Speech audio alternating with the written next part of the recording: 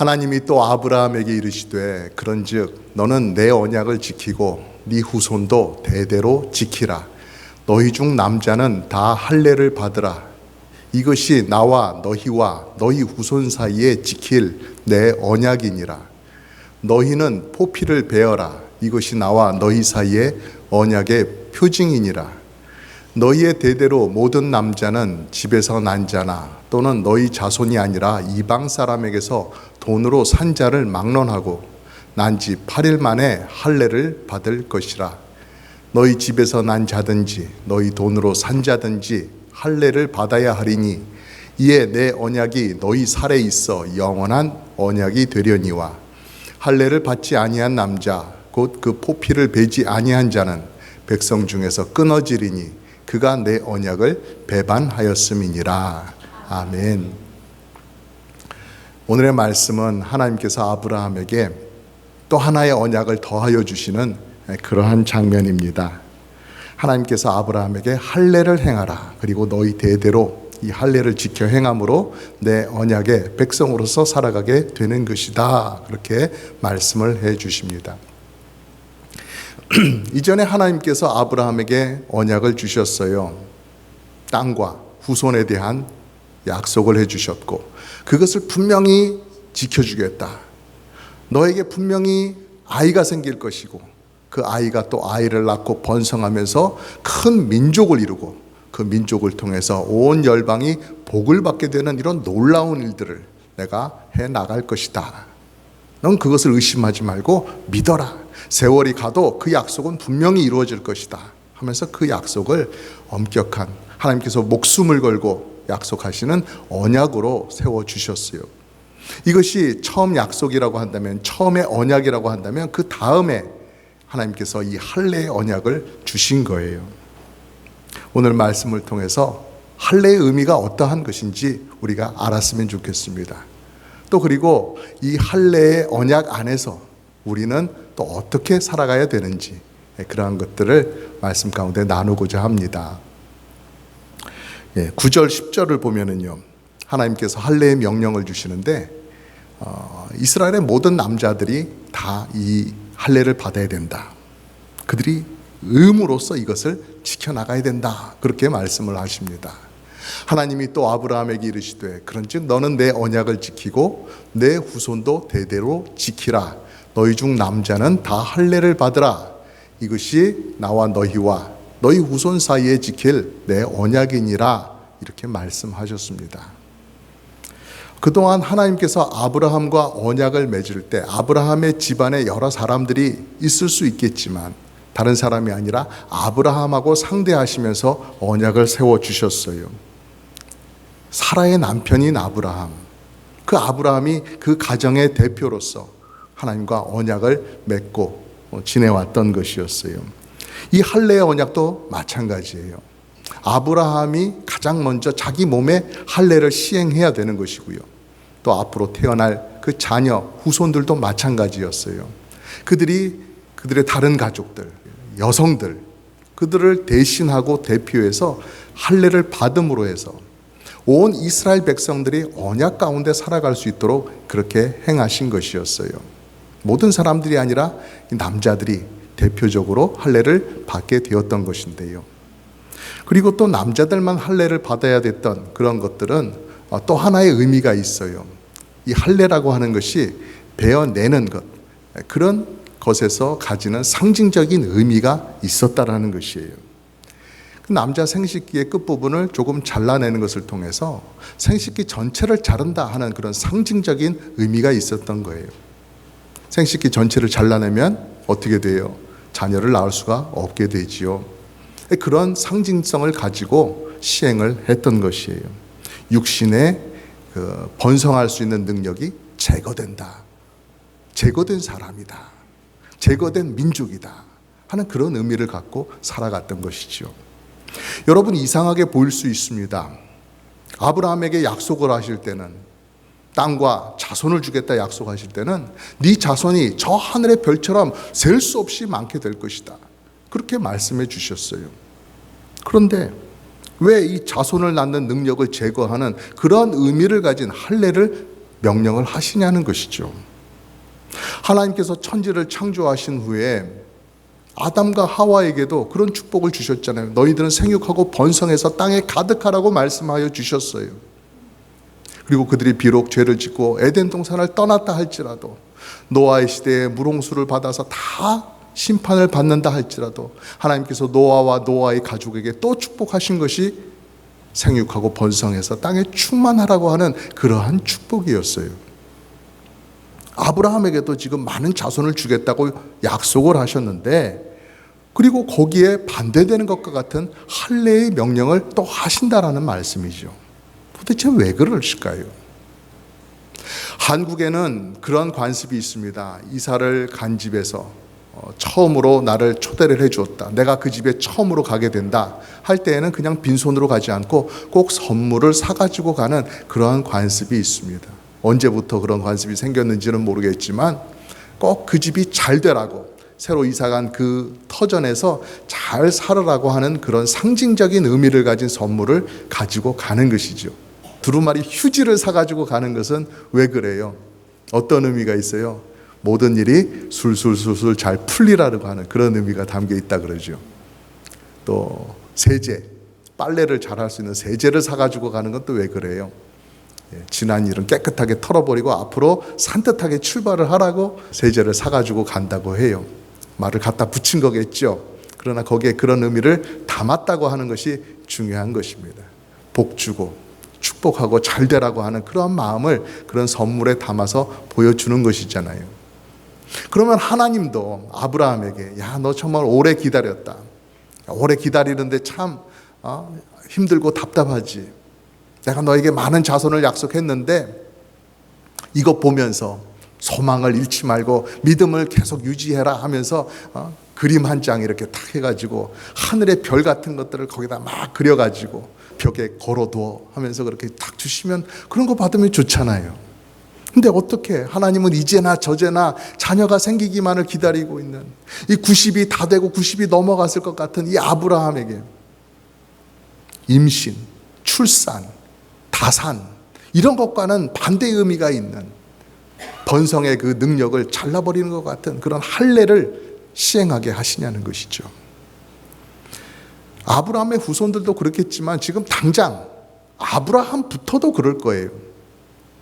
할례의 의식을 행할 때에 자기의 살점을 잘라내면서 잘라나간 그 살점 때문에 그 고통을 그렇게 견디면서 그 속에 어떤 생각을 하겠어요? 과연 하나님께서 나와 사라 사이에 아기를 주실 거야. 그 아기를 통해서 또 많은 후손들이 민족으로 번성하게 될 거야. 그런 믿음이 막 쑥쑥 자라나고 그랬을까요? 이건 도대체 뭐지?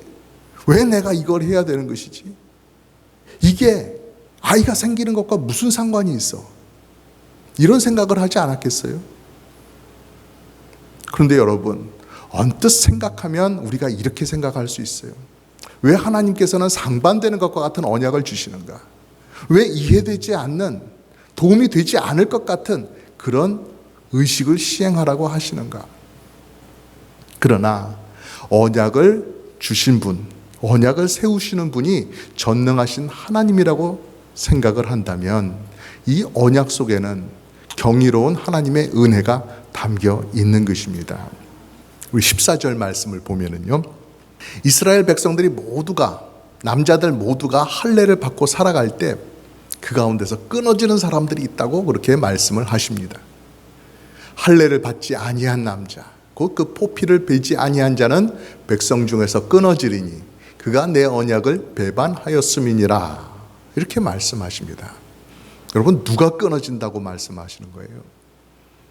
할례를 행한 사람들이 끊어지는 것이 아니라 할례를 행하지 않은 사람들이 끊어진다 라고 그렇게 말씀하고 계십니다. 하나님께서 이스라엘 나라를 계속 번성케 하고 그 후손들이 이어져 가도록 하시는데 그 안에서 할례를 무시하고 행하지 않는 사람들 하나님께서 걸러내신다라는 거예요. 우리가 밥을 짓기 위해서 쌀을 막 씻을 때 그러잖아요. 깨끗한 쌀, 둥둥 떠다니는 것, 먼지 같은 것, 그런 거 다 이렇게 닦아내고 씻어낼 때 색깔이 다른 게 그게 언뜻 보여요. 색깔이 다르면 그게 분명히 보일 수밖에 없죠. 그럴 때 어떻게 하십니까? 아, 저거 썩은 쌀 같은데, 저건 돌멩이 같은데, 아, 그래도 뭐 이 쌀알이 수천 개가 되고 뭐 수만 개가 되는데 거기서 뭐 한두 개 정도야 뭐 대수겠어. 에이, 먹어 하면서 그냥 막 섞어버리세요? 아니죠. 이게 어딨나? 좀 전에 여기 있었는데 하면서 잘 이렇게 헤쳐가면서 찾아내잖아요. 그리고 그 조그만한 거 그거 하나 이렇게 딱 집어가지고 딱 버린단 말이에요.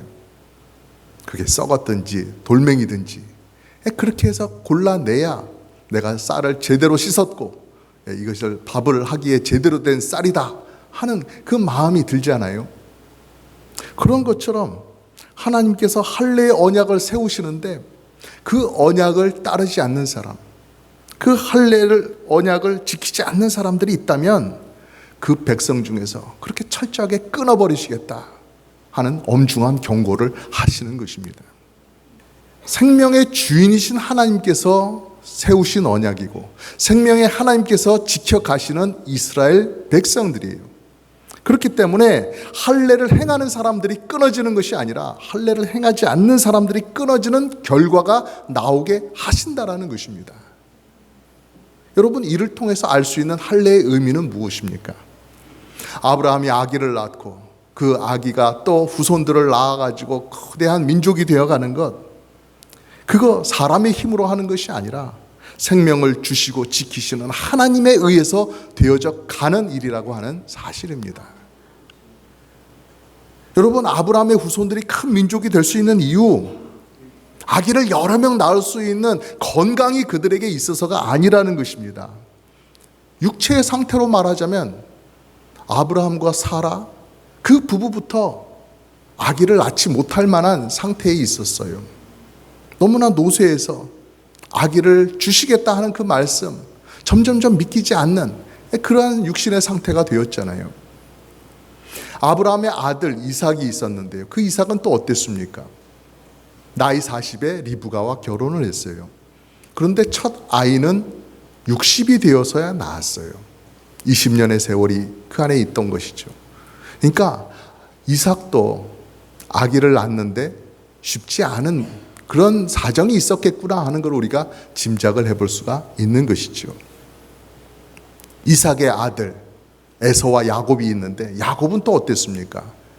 야곱이 형과 갈등을 빚고 형으로부터 떠나서 나도 이제 결혼해야 되겠다 하고 그 집을 떠나서 외삼촌 라반의 집으로 갈 때에 그의 나이가 몇이었습니까? 벌써 77이었어요.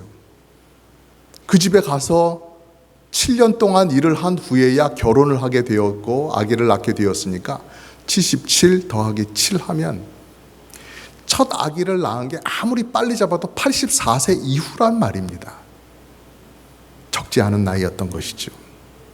아브라함의 아들인 이삭도 또 아브라함의 손자인 야곱도 이렇게 일찍 결혼해서 척척척 애를 빨리빨리 낳고 많이 낳고 그렇지 못하게 된 것에는 하나님께서 그들에게 아브라함과 마찬가지로 주시는 교훈이 있었던 것 같습니다. 아이를 낳는 것, 인생 살아가는 것, 그 모든 것 너의 육체와 너의 환경에 달린 것이 아니라는 것이죠. 모든 것을 주관하시는 하나님 의지하고 살아야 된다. 하나님을 믿어야 된다. 그 사실을 가르쳐 주시는 것이겠죠.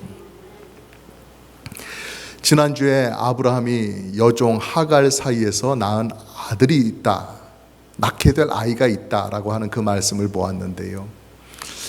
그 낳게 될 아들 이스마엘을 통해서 언약의 후손, 언약의 백성으로 삼지 아니하시고 그 아이는 물리치시고 아브라함이 사라 사이에서 낳게 될 아이를 계속해서 기다리게 하시고 그 아이로 인해서 민족을 삼아가는 것, 왜 그렇게 하시느냐 하는 것을 살펴보았었는데요. 바로 할례의 의미도 바로 여기에 있습니다. 갈라디아서 4장 23절 말씀을 보면 같이 읽어볼까요? 시작. 여종에게서는 육체를 따라 낳고 자유 있는 여자에게서는 약속으로 말미암았느니라. 아멘. 여종 하갈과 자유한 사라, 거기서 나오는 그 아이들의 이야기 있죠. 아브라함의 후손들은 자녀를 낳을 때 이게 그냥 내 몸이 튼튼해서 내가 젊어서 이루어진 일이 아니라는 것을 기억해야 됐던 것이죠. 하나님께서 아브라함에게 주신 약속, 창세기 12장에서부터 있는 그 약속, 내가 너로 큰 민족을 이루고 내게 복을 주어 내 이름을 창대케 하리니 너는 복이 될지라, 이렇게 하신 이 약속의 말씀이 신실하게 계속해서 이루어지고 있음을 깨달아야 했던 것이죠. 그것을 생각하면서 더욱더 하나님만을 의지하는 그러한 민족이, 언약의 민족이 되어야 했던 것이었어요. 그러니까 할례라고 하는 것은 번성하는 것, 자녀를 낳는 것을 막고 어렵게 만드는 그런 장애물이 되는 것이 아니고요. 오히려 축복할 자를 축복하시는 하나님, 기적을 일으켜서라도 언약을 이루어 가시는 그 전능하신 하나님이 바로 나와 함께 계시다. 그 하나님이 나의 하나님이다. 그것을 나타내는 징표의 역할을 했다라는 것입니다. 믿음으로 할례를 행한다고 하는 것, 그것은 내가 하나님의 언약 백성이다, 그 관계 속에 있다라는 것을 나타내는 것이기도 했고요. 또 동시에 할례라고 하는 것은 내가 하나님의 백성이다라는 징표를 내 몸에 가지는 것이기도 했다라는 것이에요. 군인들은 목에 군번줄을 달지요. 다 아시죠? 군번줄 달고 있는 그 군인들의 모습. 군인들은 그것을 대단히 소중하고 귀중하게 여깁니다. 가격으로 따지면 그거 만드는데 얼마나 들었을까요? 스테인리스 스틸 재질로서 그냥 판에다가 군번 또 이름 같은 거 꾹 찍어가지고 주는 건데요. 1달러도 안 할 것 같아요. 근데 그것을 그렇게 소중하게 간직하고 전쟁터에라도 나가면 꼭 그것을 목에 착용하고 있지요. 그것이 내가 어떤 상태가 되어도, 내가 다쳐도, 내가 죽어도, 또는 내가 군복을 입지 못하고 있어도 내가 군인임을 나타내주는 마지막 표식이기 때문에 그래요. 결혼하신 분들은 늘 결혼 반지를 또 끼고 계시지요. MRI 검사를 받아야 되기 위해서 뭐 목걸이든 귀걸이든 반지든 다 빼야 된다고 하면은 어쩔 수 없이 빼겠지만, 그렇지 않으면 늘 그것을 끼고 살아가요. 부부가 막 싸워가지고, 심하게 싸워가지고 죽어라 하면서 막 치고받고 막 싸웠다 할지라도 반지는 끼고 있단 말이죠. 왜 반지를 빼지 않아요? 금이라서 그래요? 군인임을 나타내는 군번줄, 또 내가 결혼한 사람이다, 내게 배우자가 있다라고 하는 것을 나타내는 결혼 반지, 이런 것들이 갖는 의미가 있고, 그래서 너무나 소중해서 그것을 항상 같이 몸에 들고 다니고 메고 다니고 그렇게 한다고 한다면, 내가 하나님의 백성됨을 나타내주는 할례의 징표, 그것은 얼마나 더 귀중하고 얼마나 더 영광스러운 것이겠어요. 여러분 아시다시피 아브라함이 살던 시대 성경책이 있었을까요? 예배당이 있었습니까? 뭐 나는 정말 하나님을 찬양하고 싶어, 부를 만한 찬양이 있었을까요? 뭐 가스펠이라든지 찬송가가 그때 있었습니까? 아무것도 없었어요. 아브라함의 손자 야곱이 가족들을 데리고 이집트로 내려갔을 때도 마찬가지예요. 거기 뭐가 있어요?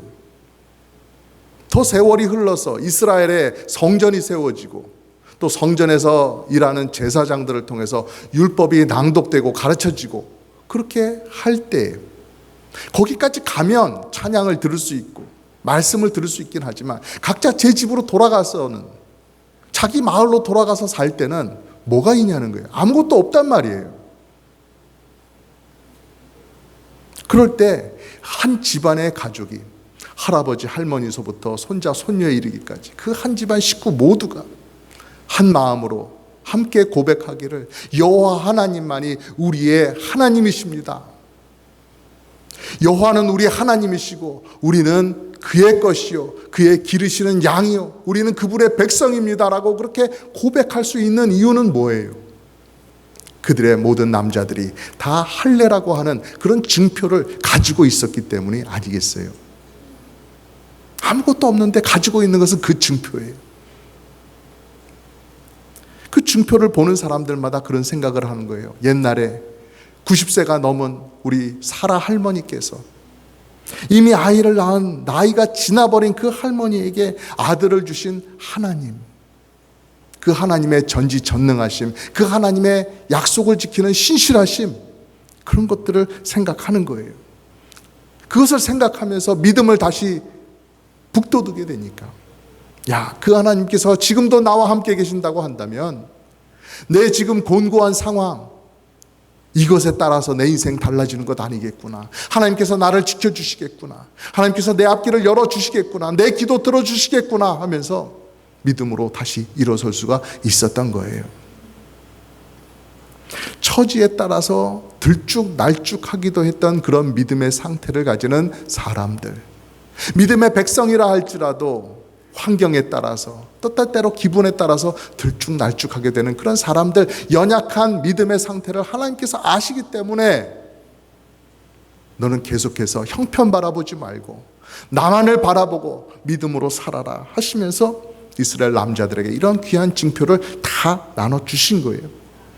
하나님 사람의 연약함을 그렇게 살피시고 배려하시는 그런 참 좋으신 하나님이시라는 거예요. 할례를 시행할 당시에는 아프겠지요. 너무나 아파가지고 고통에 몸부림치면서 다른 것은 아무것도 못하는 그런 며칠간의 시간을 보내야 되겠지요. 하지만 그 징표가 나에게 있다, 그 징표가 평생 동안 주는 그 유익, 그걸 생각한다면 너무나 가질 만한 것 아닙니까? 여러분도 그런 징표 하나씩 갖고 싶지요? 아픈 건 싫어요? 그런 징표 말이죠. 꼭 할례가 아니더라도 뭔가 순금으로 된 막 이렇게 왕관 같은 거, 그런 징표를 머리에 탁 이렇게 받았으면 얼마나 폼도나고 근사해요. 예, 그런 걸 하늘에 준비되어 있습니다. 천국에 준비되어 있으니까 나중에 받으시고요. 우리도 이 세상을 살아가면서 각기 모양은 다를지라도 우리도 할례와 같은 징표를 가지고 살아갈 수가 있어요. 어떤 징표냐 하면은요, 빌립보서 3장 말씀이에요. 우리 같이 읽어볼까요? 시작. 하나님의 성령으로 봉사하며 그리스도 예수로 자랑하고 육체를 신뢰하지 아니하는 우리가 곧 할례당이라. 아멘. 바로 그런 우리가 할례를 받은 사람이다 말씀하는 거예요. 성령님과 함께 선한 봉사를 힘쓰며 살아가고 나를 구원하신 예수님만 자랑한다, 예수님만 의지한다 라는, 그리고 내가 가진 것과 내 육신 의지하지 않고 예수님을 위해서 살아가는 것이 진정한 할례의 의미인데, 그런 삶을 우리가 살아야 한다 말씀하고 있는 것입니다. 하나님께서 애초에 할례를 주신 이유, 너의 육체를 신뢰하지 말고 나를 믿어라, 나를 신뢰해라 하고 주신 것인데, 우리 성도들이 성령 하나님 의지하고 우리의 구주 예수 그리스도를 의지하고 내 가진 것을 의지하지 않고 살아간다고 한다면 바로 그것이 우리의 영적인 할례 아니겠냐라는 것입니다. 바울 사도가 한창 전도하러 다닐 때요, 교회 안에는 그런 성도들도 있었습니다. 유대인으로 살다가 이제 예수 그리스도를 구주로 영접한 사람들, 그들은 이미 할례를 받은 사람들이에요. 예수를 믿었는데 다른 이방인들도 예수님을 믿겠다고 교회로 들어오는데 그들은 생각한 거예요. 예수님을 믿어도 할례는 받아야지. 예수님을 믿는 건 믿는 거고 할례는 할례이고, 그래서 할례를 안 받으면 안 된다, 꼭 할례를 받아야 된다 하고 할례를 강요하는 그러한 사람들이 있었어요.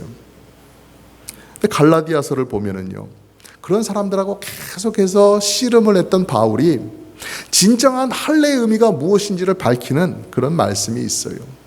갈라디아서 6장에 이후로는 누구든지 나를 괴롭게 하지 말라. 더 이상 그런 문제로 나하고 시시비비를 가리고 그렇게 나에게 그러지 말라. 답은 이거다라는 것이죠. 내가 내 몸에 예수의 흔적을 지니고 있노라 선언하고 있는 것입니다. 바울 사도 자신에게 예수님의 흔적이 있다라는 것입니다. 여러분, 바울 사도가 할례를 받았습니까? 안 받았습니까? 왜 조용하세요? 여러분, 바울 사도가 할례를 받았어요? 안 받았어요? 받았죠. 난지 8일 만에 할례를 받았고 내가 바리새인 중에 바리새인이다라고 말하고 있지 않습니까? 내가 유대인 중에 유대인이다 말하지 않습니까? 자기 몸에 이미 할례를 받은 사람이에요. 그러니까 예수님 믿어도 할례를 받아야 된다라고 주장하는 그 사람들하고 계속 다투고 싸우고 그게 아니다라고 실갱이하지 않고 적당히 그래 뭐 할례 안 받는 것보다 뭐 받는 게 좋겠지 이러면서 어물쩍 넘어갈 수도 있잖아요. 그런데 예수님을 의지하며 살아가는 성도들에게는 육신에 남는 할례의 흔적보다 더 분명하게, 더 빛나게 자리를 잡고 남아가는 예수님의 흔적이라고 하는 것이 있단 말이에요. 그렇기 때문에 바울은 자신이 가지고 있는 그 할례의 흔적보다 예수님의 흔적을 더 중요하게 말하고 싶은 거예요. 예수님의 흔적 앞에서 그 할례의 흔적이라는 것은 아무것도 아니다. 바로 그것을 말하는 것이죠. 그럼 여러분, 예수님의 흔적이라고 하는 것이 무엇일까요? 좀 전에 앞에서 말씀드렸던 것처럼, 그렇게 우리가 성경을 보았던 것처럼 성령님을 의지하고 선한 일에 봉사하며 살아가는 그러한 삶을 말하는 것이죠. 예수님의 주되심을 인정하면서 살고 성령님의 인도하심을 따라서 거룩한 길, 의로운 길, 또 다른 이웃을 구원으로 인도하는 그 길을 가는 것이죠.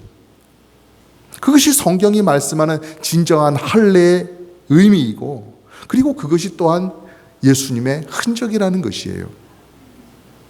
주님께서 주신 사명 감당하다가 내가 병을 얻게 되었다, 내가 상처를 입게 되었다, 내 주름살이 늘어나게 되었다, 이것도 다 예수님의 사람임을 나타내는 흔적이 되는 거예요.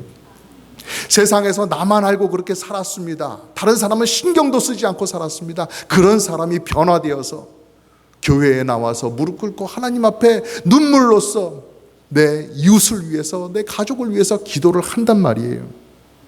어디 가도 꿀릴 것 없는 우리 교회 성도님들이 마치 신데렐라처럼 부엌에 가가지고 밥을 하고 청소를 하시고 바깥에 잡초를 정리하기 위해서 수그려가지고 땀을 흘리며 얼굴 벌겋게 일을 하신단 말이에요. 아주 작은 것이지만 굳은 살 하나 박히는 것, 또는 주의 일을 하다가 벌레에 물리는 것, 그런 것도 다 하나님께서 인정해 주시는 할례라는 것입니다. 영적인 할례의 모습. 그래, 그거 나 때문에 생긴 흔적이구나, 인정을 해 주실 만한 것이라는 거죠. 많은 사람들이 인생에 대해서 그렇게 말합니다. 우리 인간은 얼마나 보잘것없는 존재인지, 마치 먼지와 같고 잠깐 있다 사라지는 바람과 같은 존재이다라고 많은 사람들이 말을 합니다. 정말로 인간이 그렇게 하잘것없고 보잘것없는 인생이라고 한다면, 그런 인생 가운데 예수 그리스도께서 머무신 흔적이 남는다고 하는 것, 이것이 얼마나 영광스러운 일입니까? 우리와 함께 하시며 고귀한 구원의 뜻을 펼쳐가시는 하나님께서 그 할례로 시작을 하셨어요. 그것이 성도에게 세례로 시작되었고 다시 더 나아가서 예수 그리스도의 흔적까지 나아가게 되는 것입니다. 여러분의 삶에 남는 흔적, 또 여러분의 몸에 남는 흔적, 예수 그리스도의 흔적 많이 만드시고 아름답게 만드셔가지고 그것들이 여러분의 자랑이 되고 여러분의 감사의 이유가 되시기를 주님의 이름으로 축복합니다.